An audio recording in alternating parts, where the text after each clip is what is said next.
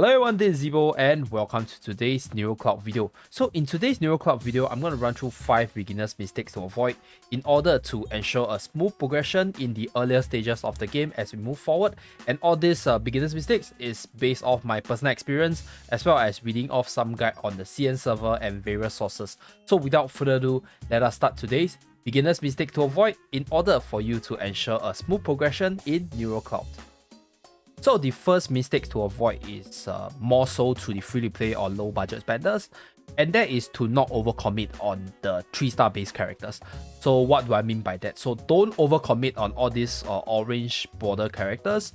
It's probably advised to have at most 1 or 2 on your team at the start of the game to build up and allow you to progress, right? Because it's really hard to get resources to max them out. So let me explain why. So these characters like Habo, Aki, Nanaka, they're all amazing tier 0 characters.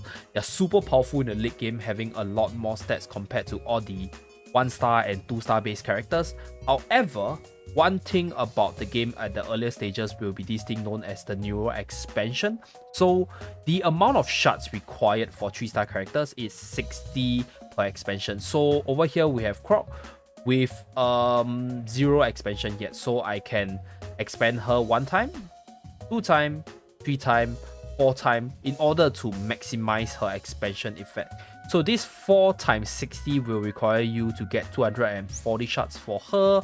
And for a 2-star character, Sakuya over here, you can see that, over here she's a base 2-star, so you have to expand her 1 time, 2 time, 3 time, 4 time, and 5 times. So this will require 125 shards in order to max her out, and for 1-star characters it's even cheaper. So for max over here it's 1 time, 2 time, 3 time, 4 time, 5 times, 6 times, 7 times, 8 times. So 8 times 5 is 40.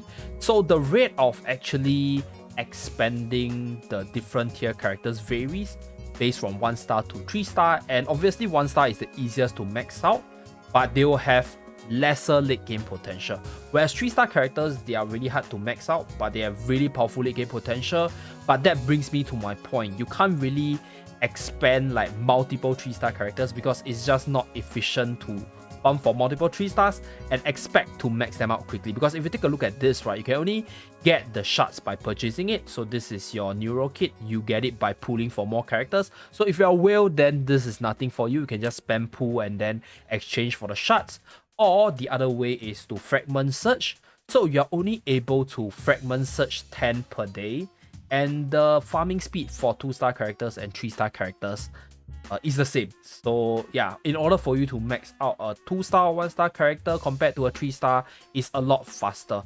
So yeah, don't commit on like a team of 3 stars. Diversify your character pools because there are various 2-star and 1-star characters. They are really amazing as well, and they serve you well in the earlier stages of the game. And with that, let us move on to the next pointer.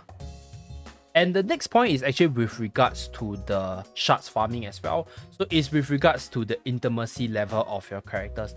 So one way to speed up your shards farming, right, is from the fragment search itself. And for fragment search, right, you're only able to attempt each episode once per day.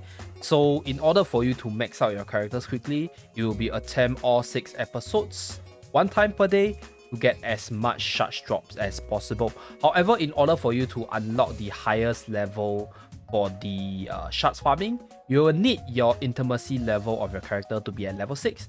So in order for you to increase your intimacy level, you give basically all these freebies to your characters and increase them, right? So if you're somebody who is into quickly maxing out your characters, then try to increase your intimacy of your characters to level 6 as fast as possible in order to maximize the efficiency of your shards farming for your desired characters to max out.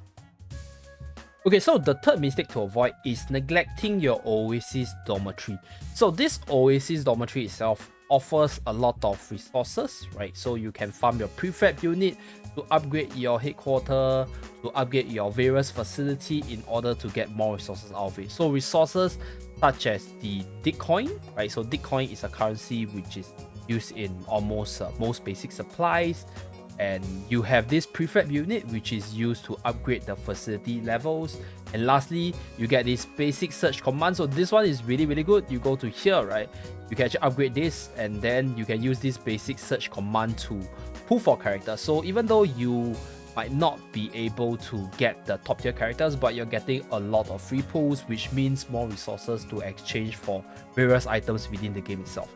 So within this Oasis itself, right, I think one thing that you kind of want to always do is to check back on the edit mode to see what are the various unlocking conditions for more buildings, because all these buildings are really good to speed up the Oasis building up process.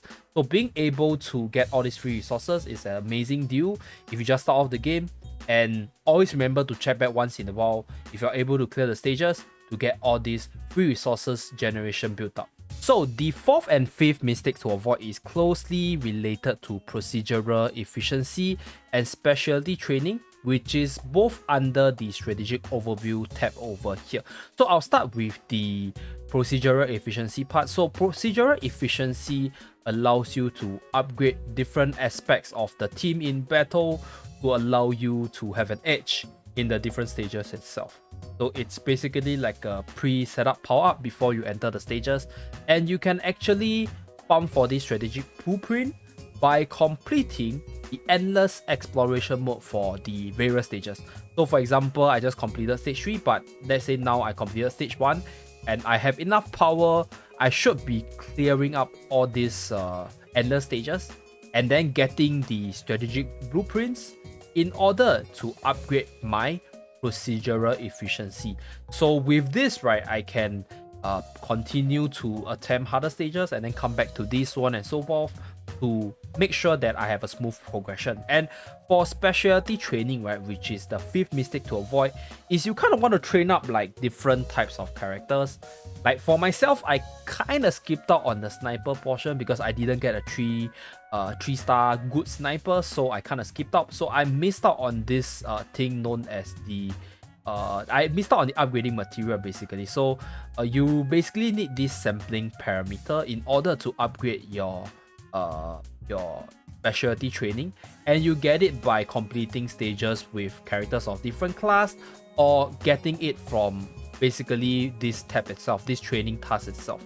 So if you train up characters of different classes, then you will be able to get this sampling parameter for various classes quite easily, and then with that you can channel back into your strategic overview to get more power-ups, because all these power-ups for various classes are pretty sweet. And in order for you to go deeper, you kind of need to get certain levels, right, to actually unlock deeper. So as you guys can see, you need level 39. So even if you have like 2000 of the tanker points, right, you won't be able to go down fully. You need to actually branch out and get a lot of levels in different classes. And that's why don't just focus on one class. You kind of want to train up like various classes and then get all the sampling parameters and then add on to your specialty training, make your whole team stronger from this strategic overview, and then you will be able to progress further within these different chapters itself. And with that, that is the 5 beginners mistake to avoid based on the initial experience and the different guides. And as I progress in the game, I'll definitely discover more mistakes to avoid and probably make another video if you guys are interested to find out more about the various beginners guide for this game itself. And that's pretty much it for this video. Thank you very much for watching. Do remember to like and subscribe in order to see more NeuroCloud video from this channel. I'll see you guys again in my next video. Bye guys.